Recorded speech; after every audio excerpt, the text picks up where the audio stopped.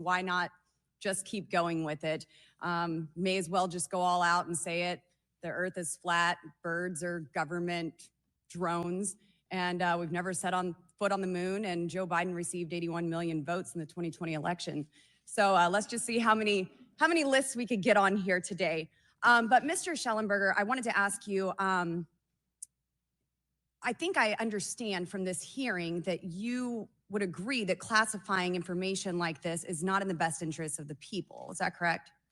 Yeah, I mean, with the caveat that, of course, I would support classification necessary to protect secrets essential to national security, but I think it's pretty obvious that there's overclassification.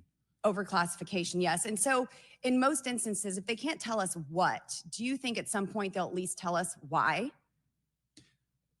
President-elect Trump has repeatedly committed to greater transparency, both on the UAP issue, on JFK files, on COVID origins, and many other things. So I think that we need to make sure that the next administration is held accountable for that. Agreed. And this is for all four of you. Yes or no, please. I have many questions I want to get to.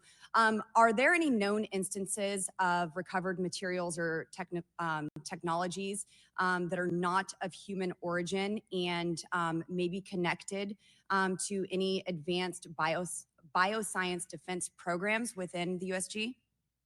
I don't know. I wouldn't be able to answer that, ma'am. I don't know. I don't know. Okay, so there are rumors that have come up to the Hill of a secretive project within the Department of Defense involving the manipulation of human genetics with what is described as non-human genetic material, potentially for the enhancement of human capabilities, hybrids. Are any of you familiar with that? Yes or no? No, ma'am. I am not, ma'am. I'm not. No, ma'am. Okay, I would like to know, with Immaculate Constellation, how does this relate to UAP activities, Mr. Schellenberg, in oceanic environments? Are there any instances where the Navy or other maritime forces have encountered UAPs that could not be explained by known technology or natural phenomena?